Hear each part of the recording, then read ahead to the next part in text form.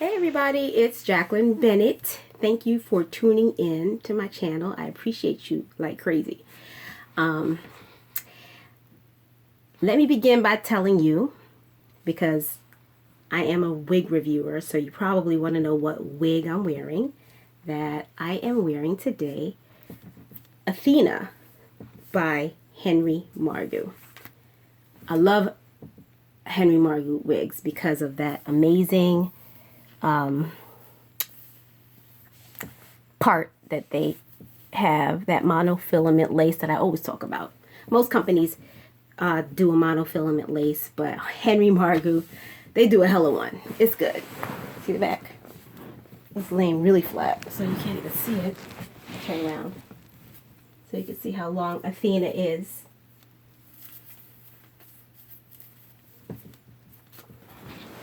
But anyway, that's not really what I came here to talk about.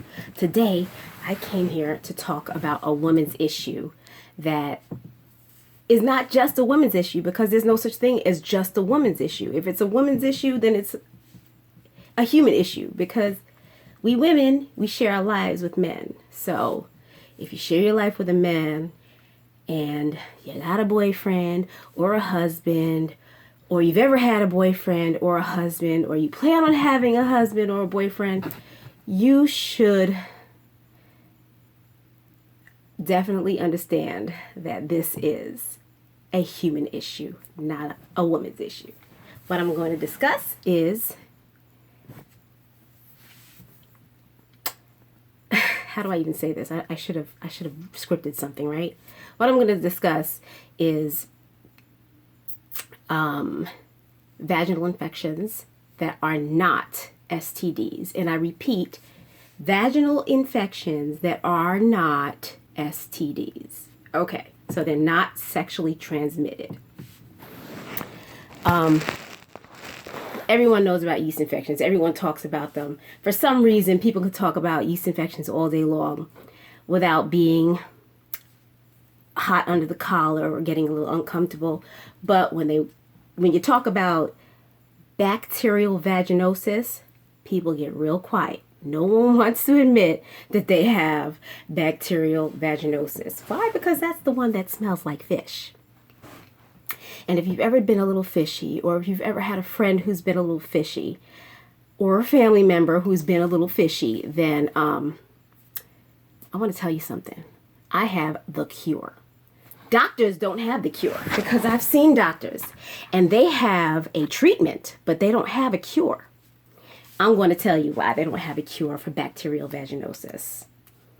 I'm going to read something that I read from the Center for Disease Control website about bacterial vaginosis. It says, how is bacterial vaginosis spread? Oh, before I do that, I need to tell you what bacterial vaginosis is, right? Bacterial vaginosis is a condition that happens when there is too much of a certain bacteria in the vagina. This changes the normal balance of bacteria in the vagina. So basically, your pH level is a little off. The same way like your underarms start getting a little stinky because your pH level is a little off. Your vagina can also get a little stinky if your pH level is off. But this is not sexually transmitted. You'll go to the doctor and they'll make you feel like it is sexually transmitted, while simultaneously telling you that it's not sexually transmitted. So they say, oh no, it's not sexually transmitted. However, mostly sexually active women get it. It says here on the website, how can I avoid getting bacterial vaginosis? The first bullet point says, not having sex. Healthy vaginas have sex, so let's move right along. Limiting your number of sex partners. So now, all of us are whores, and that's why we have fishy boom boom, right? Okay, let's move along. Not douching. Everybody knows not to douche. Who's douching anymore, right? This is 2017. Okay, so it says researchers do not know the cause of BV, bacterial vaginosis, or how some women get it. So you don't know how they get it. You don't know the cause, but you're telling me that sexually active women mostly get it, and that you could avoid it by not having sex.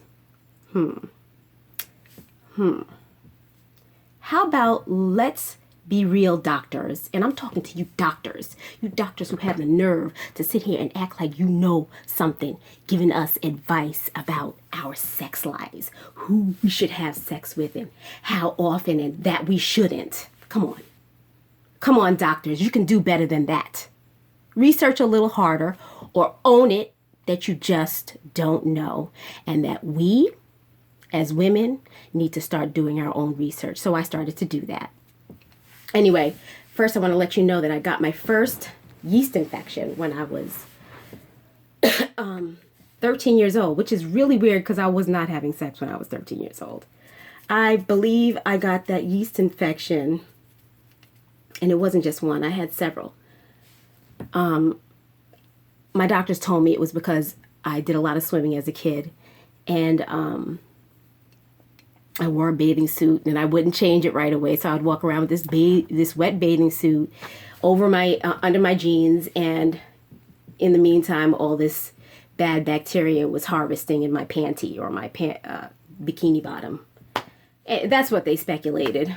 I have no idea. I honestly think that these infections that are not sexually transmitted. I'm going to repeat this because I got my first infection before I was having sex.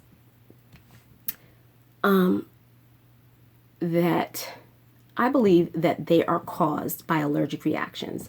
Now, you all know, well, maybe you don't know, but I have alopecia universalis, which I developed late when I was about 11 years old, late in my 11th year. So by the time I was 12 years old, I was completely bald, no hair all over my body, nothing. And then by 12 years old, I started getting these yeast infections. So doctors, don't know why people get alopecia at all. They don't understand why some women just lose all their hair. And they don't understand why some women get these vaginal infections. I recommend doing exclusion diets. Exclusion diets will tell you, if you listen to your body, what it is that you may or may not be allergic to. So anyway, I don't want to ramble on because this could take for hours. Look, I'm already talking to you guys for 7 minutes. That's crazy. Let me begin by telling you what I did to cure my vaginosis. I went on Amazon and I bought this product called PhD. It's a natural boric acid vaginal suppository. I used it every night for 10 days, and then my fishy bacterial vaginosis went away. But it did come back. It did come back because I had a recurring infection, and I'm going to tell you, it kept recurring because I was allergic to coffee. I did not know I was allergic to coffee. I had coffee every day. I would get terrible stomach pains. I couldn't figure out why my stomach was hurting so bad. It hurt so bad that it hurt my back. I stopped drinking the milk in the coffee. I stopped eating bread. I thought maybe I had a gluten allergy. For some reason, I just could not trace all of my health problems to the coffee.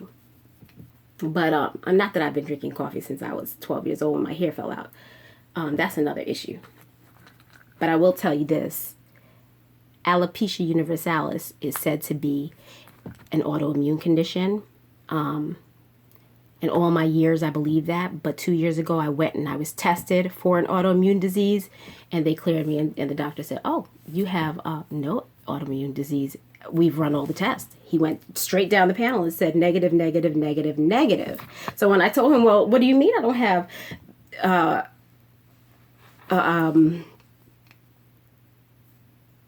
autoimmune disease?" He says, I said, "I have no hair on my head. I have no hair on my body." And the doctor said, "Oh, maybe it's just your pedigree." That bitch called me a dog.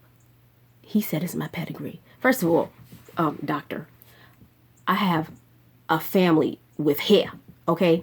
I had hair. I had hair up until I was 11. I had hair that was down in here. My sisters have hair that's big and down to here. My family is hairy. I'm not going to get into my ethnic mix because I don't believe that has everything to do with why my family has hair. But we have hair, okay? I just don't. Anyway, so I use these boric acid suppositories for 10 days and it went away.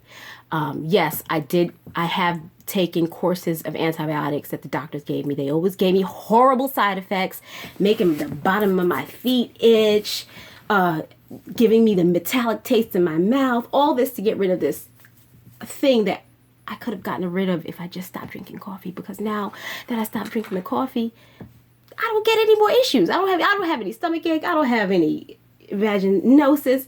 I have nothing. Now, you may not be allergic to coffee. You may be allergic to something else, and that could be causing your issue, but you have to make it your business to find out what that something is. For me, it was coffee. I'm good now. No more problems. But if you're suffering from this, it's going to take you a long time before you figure out what it is that you're allergic to. You're going to want to make sure that pum pum stays fresh, right? So you're going to use this, the PhD. It's quite expensive though. You get like 14 pills. And I want to say it was like it was like $20 for 14 pills. Don't quote me on that though. So what I ended up doing, because what I would do is I would use one religiously, because I did stop getting the infection, but after each menstruation, I would find that I didn't like the way it smelled down there, so I would just put one in.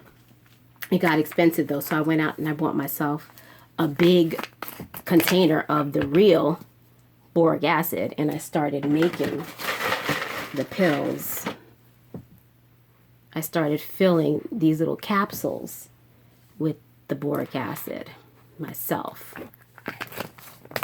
And so the result is I get these pills, and then you just take them and slide them inside your vagina, and you're good in the morning. But you never want to have this issue. You never want to have a vagina that smells funny. So do yourself a favor and do an exclusion diet. Figure out what it is that's triggering your problem if you are having this problem. And husbands and boyfriends, don't be so quick to just write off your girlfriends because, you know, they had an ocean moment. Don't do that. Hear me now. These are not sexually transmitted diseases. And a lot of us have issues that are causing us, or have allergies that are causing us to have all kinds of side effects, not just vaginal infections, but skin rashes that we can't get rid of, eczema, alopecia. Good luck, guys. Good luck. Use the boric acid. The boric acid will get rid of it. Boric acid, you cannot take this orally because it will kill you, but you can use it vaginally. Use one each night if you're suffering from an infection for 10 days. And when you're done, you'll be great. If you find that, you know, at the end of your menstruation, you smell a little off, then you can put one in the last day, and the next day you'll be fresh and good. I don't have the issue at all anymore though, because I gave up the coffee. Like, who knew? If somebody could have just told me stop drinking coffee, I would have not suffered all these years. It to me, it's crazy. These doctors will, a lot of them, they just don't want to say, look, we don't know, and that's it. Don't start with the we don't know, but don't have so much sex, you know, or, but how many partners have you had? Okay, now you're making, you know, I'm not going to go on and on. Good luck with your journey. If you have any tips of your own, please comment and give me those tips because I want to hear them. And I'm always here to talk about women's issues. I'm all about women issues because women issues are human issues. We share our lives with men. I'm a married woman. My husband had to suffer with me through my ordeal with bacterial vaginosis. So, yeah. Thanks for tuning in, everyone. And again, this is Athena by Henry Margu. Bye.